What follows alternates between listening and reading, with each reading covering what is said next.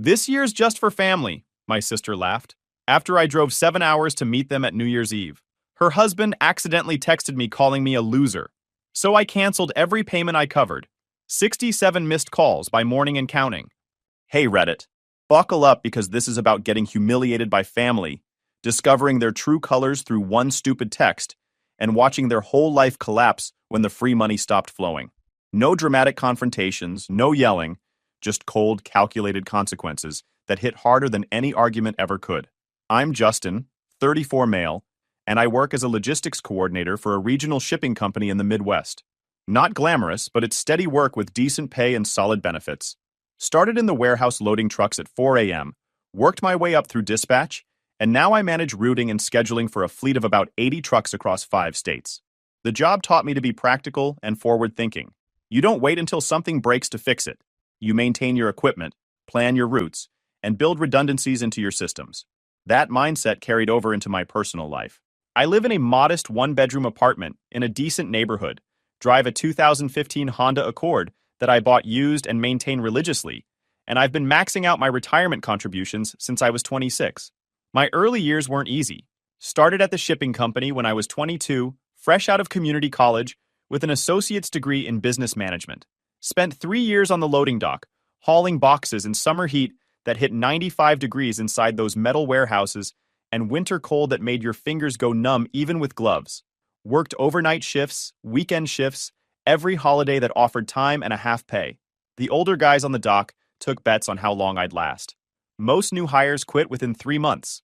The work was brutal, the hours were terrible, and the pay started at barely above minimum wage. But I showed up every single shift, learned everything I could about the business, and kept my mouth shut when the veterans complained. After 3 years, a dispatcher position opened up. I applied even though I barely met the requirements. The interview went well enough that they gave me a trial period, and I spent 6 months proving I could handle the logistics side, learning routing software, managing driver schedules, coordinating with clients, dealing with the inevitable disasters that come with moving freight across multiple states. That dispatcher job taught me how to think systematically, how to solve problems before they became emergencies, and how to manage resources efficiently. Got promoted to senior dispatcher after 2 years, then to logistics coordinator after another 3. Now I oversee the entire routing operation, manage a team of 6 dispatchers, and handle our largest commercial accounts. Nothing fancy, nothing flashy, just responsible adult stuff that apparently made me boring compared to my younger sister Emma. Emma, 31 female, took a completely different path. She married her college boyfriend Derek right after graduation, and they immediately dove into the Instagram-worthy lifestyle before they could actually afford it. Big house in a trendy suburb with a 3-car garage, leased luxury vehicles that got swapped out every 3 years. Designer furniture from stores where a couch costs $4,000. The works. Derek worked freelance in digital marketing, which seemed to mostly involve posting motivational quotes on LinkedIn and attending networking events that never resulted in actual contracts.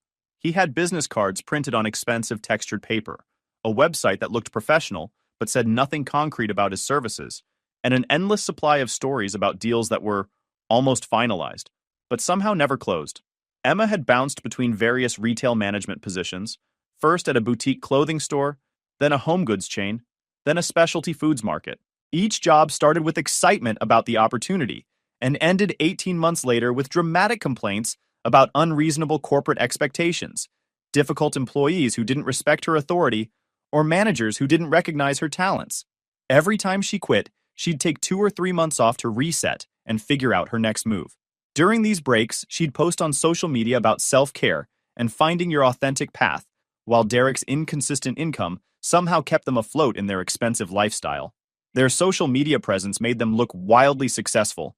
Photos from trendy restaurants, weekend getaways to bed and breakfasts, professionally staged shots of their beautifully decorated home. Emma had over 3,000 followers who regularly commented on how perfect her life looked, how they aspired to have what she had, how lucky she was. What those followers didn't know was that the perfect life was held together with credit cards, loans, and financial help they never acknowledged publicly. Our parents died in a car accident 6 years ago. Sudden, devastating, and financially complicated. Dad had been a union electrician with a decent pension, but Mom's medical bills from her cancer treatment 3 years earlier had drained most of their savings. The insurance covered the basics, but not the experimental treatments Mom insisted on trying, not the alternative therapies she'd researched obsessively, not the special dietary supplements and wellness programs she'd convinced herself would make a difference. By the time she passed, they'd burned through their savings, taken out a second mortgage, and maxed out 3 credit cards. Dad tried to rebuild financially, but the grief hit him hard. He started making mistakes at work, missing days, showing up late. The union protected him for a while, but his reputation suffered. When they died in that accident, a semi-truck driver who fell asleep at the wheel, completely not their fault. Just wrong place at wrong time. The estate was a mess. The life insurance barely covered the funeral costs and remaining medical debts. The house was underwater on the mortgage. Dad's pension died with him since he hadn't been vested long enough for survivor benefits. Emma and I inherited some furniture neither of us had room for, boxes of photos and family documents, and the sobering realization that our parents had left us nothing but memories and debts. Emma took it harder than I did. She'd always been closer to Mom, and the grief hit her like a freight train. She couldn't work for 2 months, couldn't function, spent most days in bed crying or staring at old photo albums. Derek tried to help, but he wasn't equipped to handle that level of emotional crisis. Their bills started piling up, and the lifestyle they'd been maintaining began to crack. 3 weeks after the funeral, Emma called me at 11 p.m., sobbing so hard I could barely understand her. She said they couldn't make the mortgage payment. She said she didn't know what to do. She said she was scared they'd lose everything, that she couldn't handle one more loss after losing Mom and Dad. I didn't hesitate, sent her $2,000 that night through a bank transfer, and told her not to worry about paying it back. Family helps family, right? That's what I'd been taught growing up. You take care of your own. That was my first mistake. The second mistake was continuing to send money every time she called with a new emergency. And the emergencies never stopped coming. 2 months after the funeral, their water heater died. $1,200 for replacement and installation. I sent it the same day she called. 3 months after that, Derek's biggest client, the one account that had been keeping his freelance business afloat, suddenly couldn't pay their invoice. $3,000 that Derek had been counting on just vanished when the company filed for bankruptcy. Emma called crying about how they'd already spent that money on bills, how they were going to be short on everything. I covered it. Then came the car insurance bill that was higher than expected because Derek had gotten a speeding ticket he'd forgotten to mention. Then their property taxes increased by $800. Then Emma's car needed new brakes and tires. Then Derek's laptop died and he needed a new one for work. Then their refrigerator stopped working. Then their fence got damaged in a storm, and the HOA was threatening fines if they didn't repair it. Each crisis seemed legitimate at the time. These were real problems that needed real solutions, and Emma always framed them as temporary emergencies. Just this once became a phrase I heard monthly. I'll pay you back when we're more stable, was another favorite. Things are about to turn around was practically her catchphrase. Except things never turned around. The rough patch never ended. It just became the new normal, and I was too deep in the pattern to recognize it. Over the following years, the financial requests became more frequent and less apologetic. Emma stopped framing them as emergencies and started treating my money like a shared family resource she had every right to access. When their car insurance renewal came up, she didn't ask if I could help. She just texted me the amount and her payment app handle like it was my bill to pay. When they decided they needed faster internet for Derek's business needs, she added me to the account as the payment method without even asking first. I found out when the charge hit my credit card and had to text her for an explanation.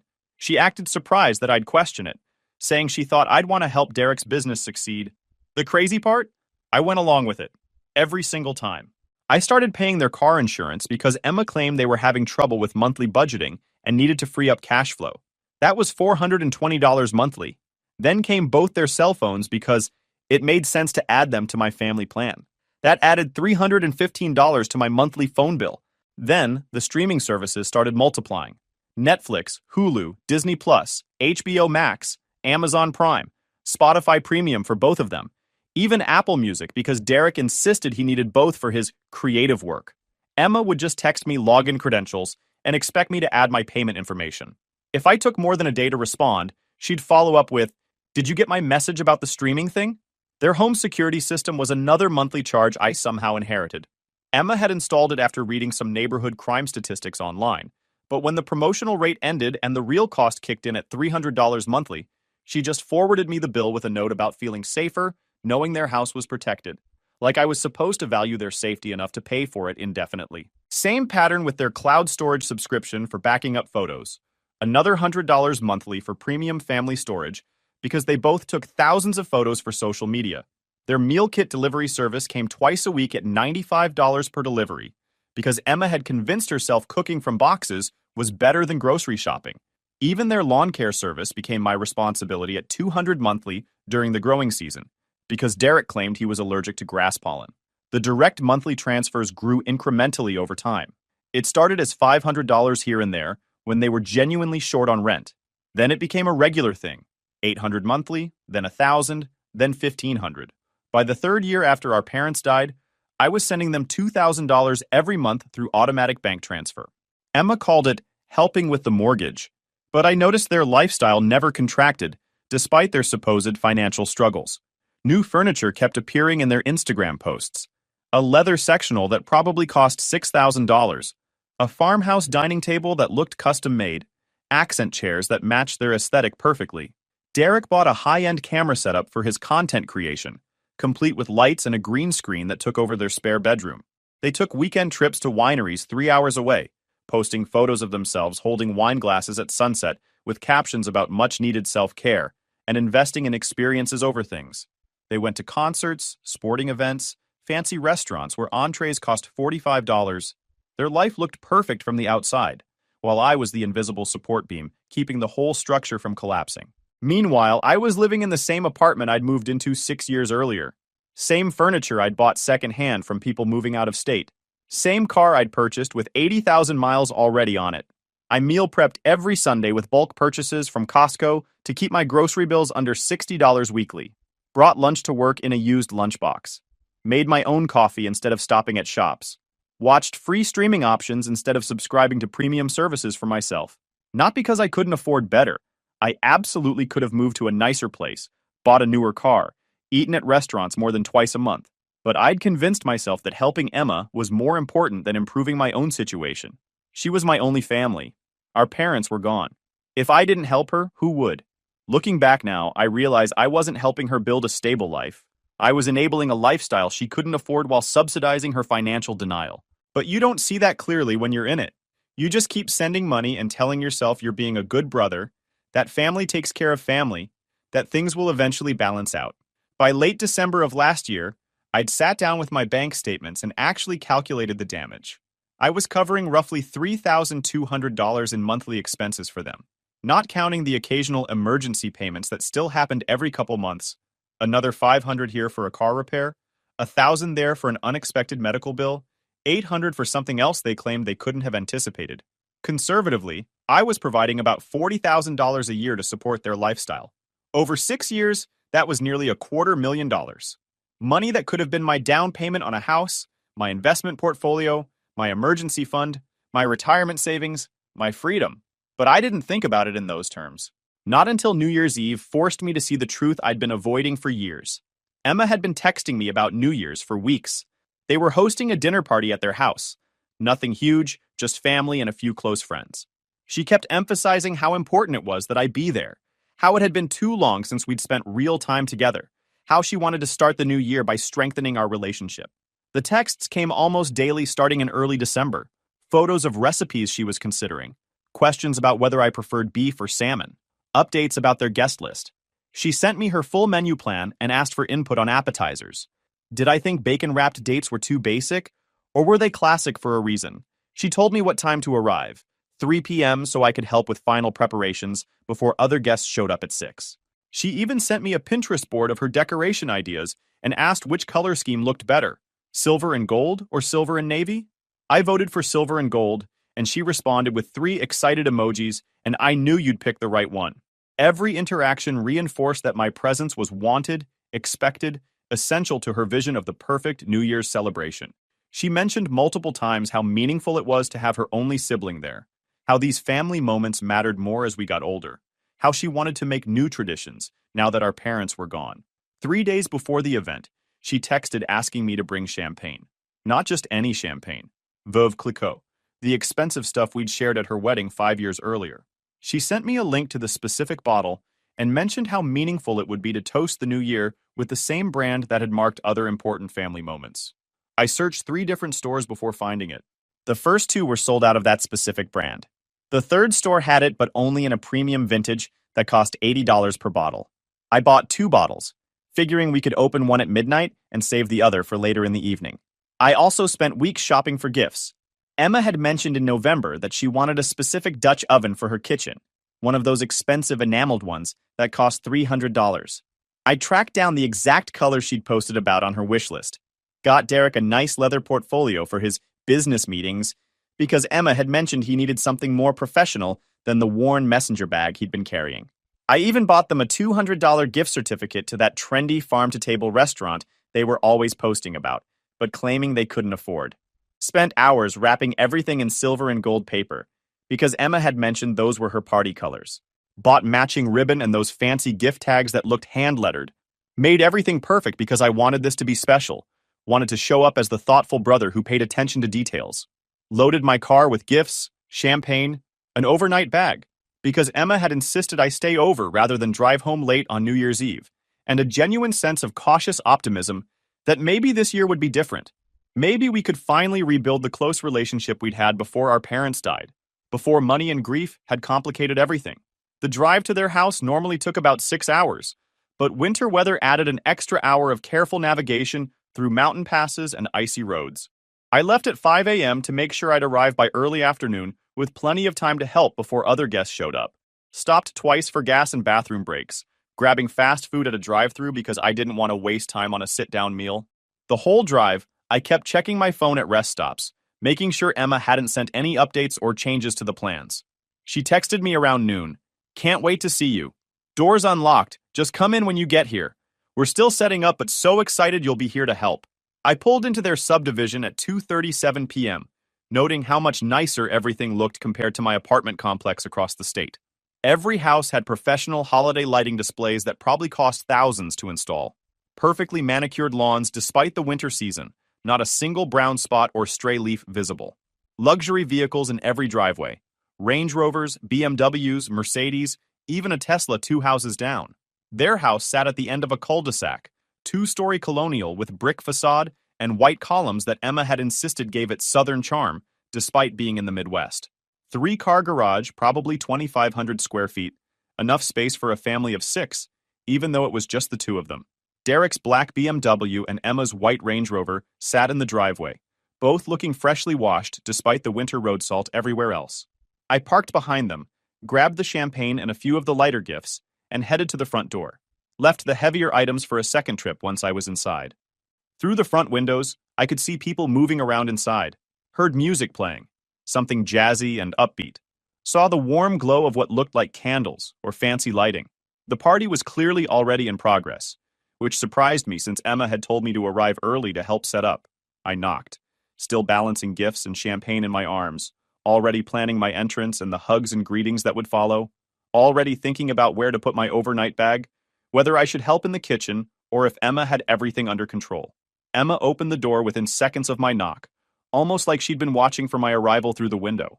She was dressed in a gorgeous silver cocktail dress that probably cost $500, hair professionally styled in loose waves, makeup perfect with dramatic eyeshadow that caught the light. She had a champagne glass already in her hand, clearly not the Veuve Clicquot I'd brought, just whatever they'd opened earlier for guests. For half a second, I thought everything was fine.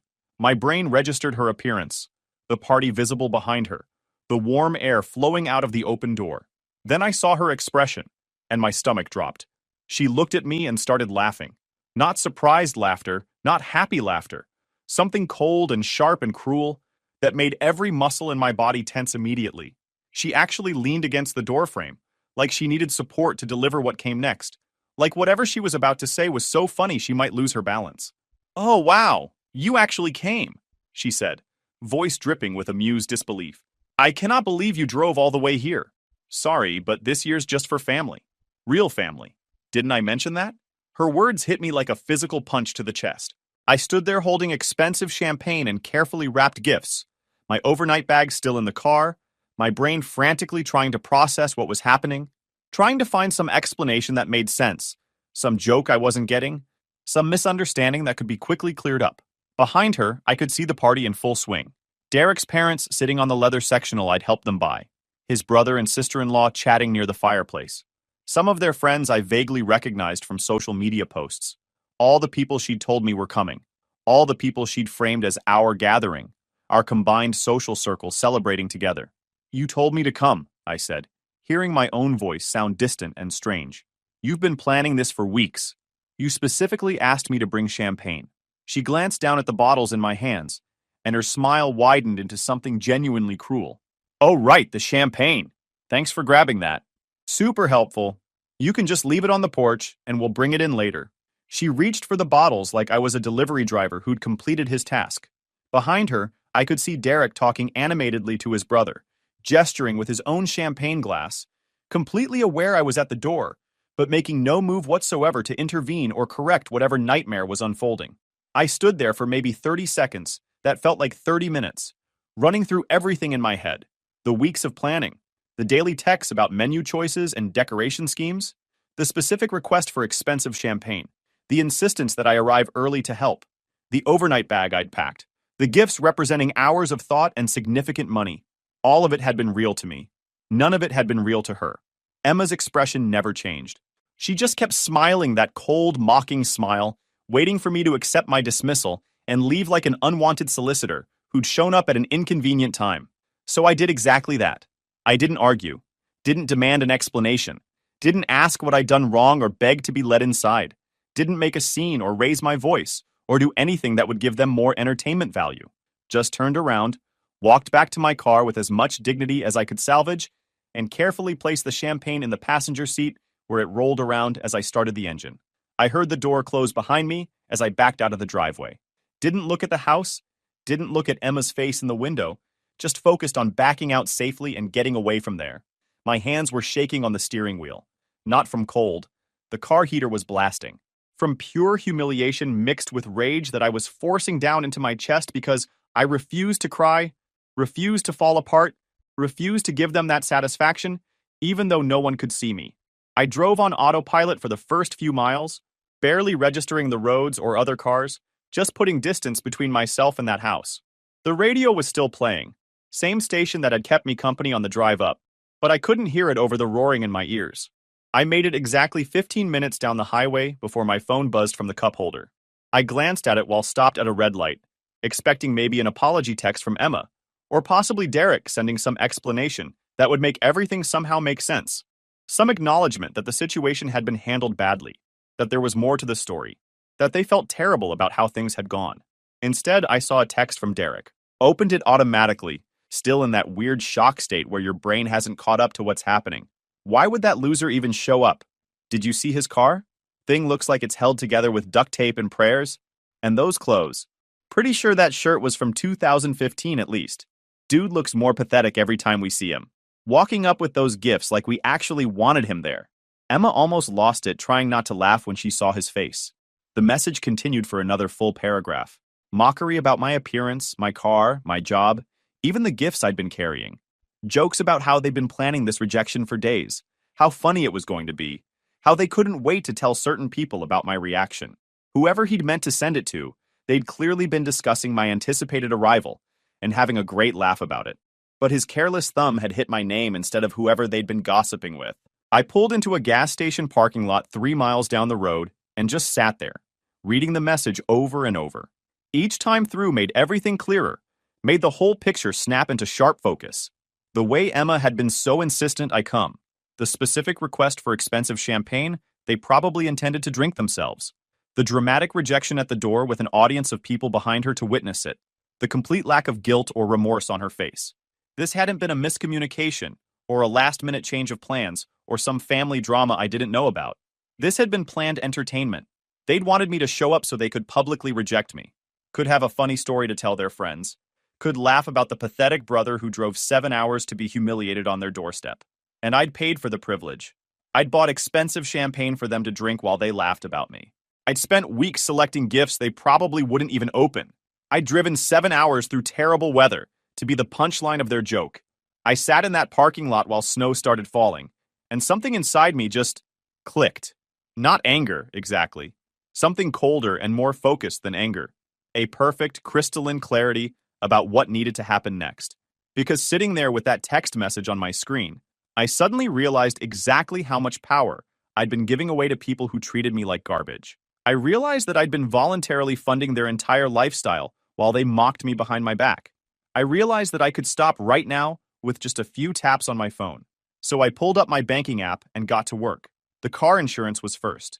Logged into my policy through the app and found Emma's Range Rover and Derek's BMW both listed under my coverage. Premium was $420 monthly, a number I'd stopped even noticing because the automatic payment just happened. Removed both vehicles with 3 taps. Their coverage would lapse at midnight on New Year's Day, unless they scrambled to find their own policy. Next came the phone service. Logged into my carrier account and found not just Emma and Derek's lines like I'd expected, but also 2 additional lines I didn't recognize. Clicked through and discovered they'd added Derek's parents to my family plan without asking. 4 extra lines at $315 monthly. Removed all 4 numbers. Their service would suspend within hours once the system processed the change. The automatic bank transfers took more time to work through, but I handled each one methodically while snow accumulated on my windshield and darkness started falling. Found the recurring $1,500 monthly transfer I'd set up years ago. Canceled. Found 3 other smaller recurring payments I'd actually forgotten about. $200 monthly for utility support, $300 for HOA fees contribution, $180 for some homeowners insurance gap coverage Emma had asked me to help with.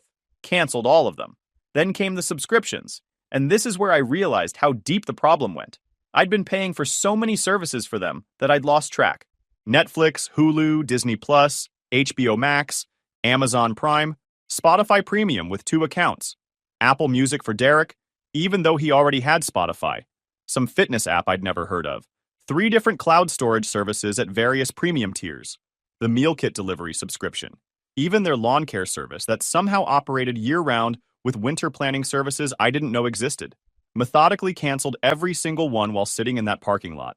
Each cancellation gave me a small surge of satisfaction, watching years of financial support evaporate with simple button presses. Their home security system, $300 monthly, canceled. Their premium car wash subscription that included interior detailing, $85 monthly, canceled. Some wine club membership I'd completely forgotten about, $95 monthly for 3 bottles of curated wines delivered to their door, canceled. Found a magazine subscription service, a premium grocery delivery account, their veterinarian's wellness plan for their dog that somehow I'd been paying for, a roadside assistance membership, even a premium warranty service on Derek's laptop that cost $40 monthly. Everything. Gone.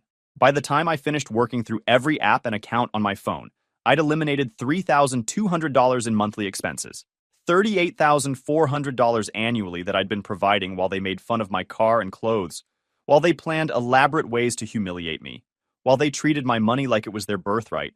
The snow was coming down harder now, the parking lot nearly empty except for my car and a few others belonging to gas station employees working the evening shift. My phone battery was down to 40% from all the account management. But I felt weirdly calm, not satisfied exactly, more like I'd finally stopped hitting myself in the face and was surprised by how much better that felt. I drove home slowly through the worsening weather, stopping at a small diner halfway back to process everything. The place was nearly empty, just a tired waitress who looked grateful to have something to do. She kept my coffee refilled without being asked and didn't rush me even though I sat in that corner booth for almost 2 hours. Ordered a grilled cheese and tomato soup, comfort food that reminded me of being sick as a kid when Mom would make it for me. The waitress asked if I was okay, must have seen something in my face, and I told her I'd had a change of plans for the evening. She nodded like she understood, mentioned that New Year's Eve was overrated anyway, and left me alone with my thoughts. My apartment felt quieter than usual when I finally got home around 10 p.m. Smaller too, after seeing Emma's massive house, but also more peaceful, more mine in a way it hadn't felt before. I unpacked the gifts, stacked them in my closet, and ordered Chinese takeout from the place down the street that I'd been supporting for years. Spent New Year's Eve watching old movies on basic cable and occasionally checking my phone to see when the cancellations would start triggering notifications on their end. Wondered how long it would take them to notice, which service would tip them off first, whether they'd connect the dots or think it was some kind of technical glitch. The first call came at 11:37 p.m., exactly 23 minutes before the new year officially arrived. Emma's name flashed on the screen, her photo from my contacts showing her smiling face from some family gathering years ago when things were better between us. I watched it ring through to voicemail without moving to answer. Then another call, and another. Derek started calling too. Then Emma again. The pattern alternating, as they presumably discovered each new canceled service. Car insurance notification, phone service suspension warning, bank transfer failure, streaming service access denied. The dominoes were falling. I silenced my phone and went to bed, sleeping better than I had in months, despite the constant buzzing of incoming calls that I could feel through the nightstand even with the sound off. When I woke up the next morning, New Year's Day, my phone showed 68 missed calls. Emma, Derek, and several numbers I didn't recognize. Probably their parents or friends recruited to reach me on their behalf when I wouldn't answer their calls. The voicemails were a progression from confused to angry to panicked. I listened to them over coffee, taking notes on the emotional journey they'd been through overnight. First voicemail, 11:37 p.m. Hey, there seems to be some kind of issue with the car insurance. I got a notification that our coverage is being canceled. Can you call me back when you get this? Second voicemail, 11:52 p.m. Okay, now the phone thing is saying our account is suspended? What's going on? This isn't funny. Call me back. By midnight, the tone had shifted. What the heck are you doing? Call me back right now. This is serious. Then came Derek's voicemails, starting angry. Whatever you think you're proving, you need to stop this immediately. We can talk about this like adults, but you need to call us back. By 1 a.m., panic was setting in. Please, we need to talk about this. We don't understand what's happening.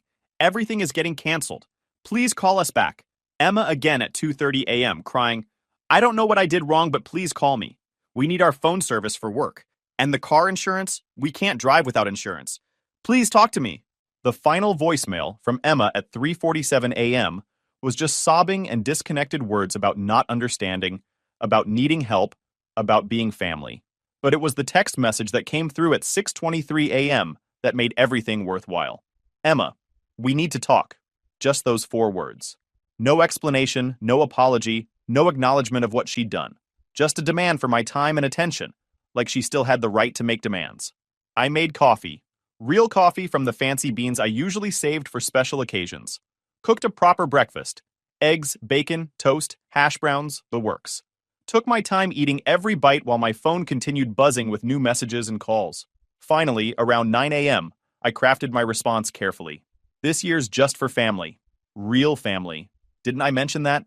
Sent it and watched the screen, knowing she'd be staring at her phone waiting for my reply. Her response came within 30 seconds.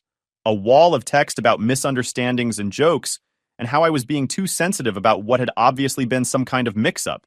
She insisted I'd taken everything out of context and was overreacting to a situation that could easily be resolved with a simple conversation. She said she knew I was hurt, but that I needed to understand the full situation, that there were things I didn't know about, that if I'd just call her, she could explain everything. I replied, context seemed pretty clear from Derek's text, the one he accidentally sent me, but thanks for clarifying where I stand. I've decided to focus my resources on people who actually want me around.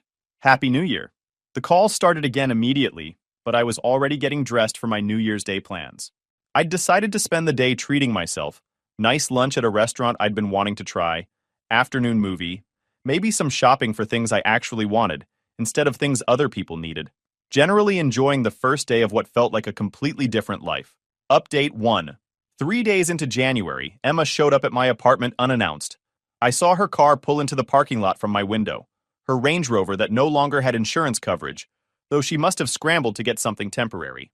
Watched her sit in the driver's seat for nearly 20 minutes, probably rehearsing whatever approach she'd decided on, checking her makeup in the mirror, building up the courage to knock. Finally, she got out and walked to my door, moving slowly like she was approaching something dangerous. Knocked softly at first, then more insistently when I didn't respond immediately. I'd seen her coming, so the delay was intentional. Let her stand there wondering if I was home, if I'd seen her, if I was choosing not to answer. When I finally opened the door, she looked rough. Her usual polish was completely gone. Hair in a messy ponytail with visible roots showing that needed touch-up. Minimal makeup that didn't hide the dark circles under her eyes. Wearing yoga pants and an oversized sweatshirt instead of her normal Instagram-ready outfits. She looked like she hadn't been sleeping well, hadn't been eating well, hadn't been functioning well at all. Can we talk? She asked, voice smaller and less confident than I'd ever heard it. I stepped aside and let her in, mostly out of curiosity about what kind of argument she'd prepared. We sat in my living room, her on the thrift store couch I'd bought 6 years ago, me in the armchair I'd gotten from a neighbor who was moving.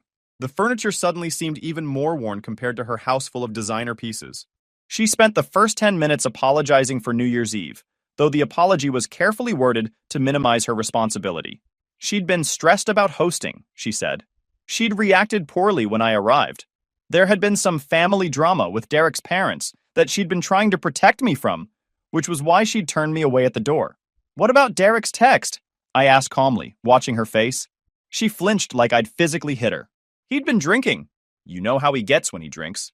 It didn't mean anything. He feels terrible about it. He called me a loser, made fun of my car and clothes, in detail, to someone else. That seemed pretty specific and intentional. He was being stupid, she said quickly. We both were. But we value having you in our lives. We just made some poor choices in how we expressed ourselves. I listened to her entire presentation without interrupting, noting how carefully she avoided mentioning any of the financial support I'd been providing. She seemed to genuinely believe this was about hurt feelings from the social rejection, not about the $3,000 monthly I'd been sending their way for years. She talked about childhood memories. Remember when we used to build blanket forts in the living room?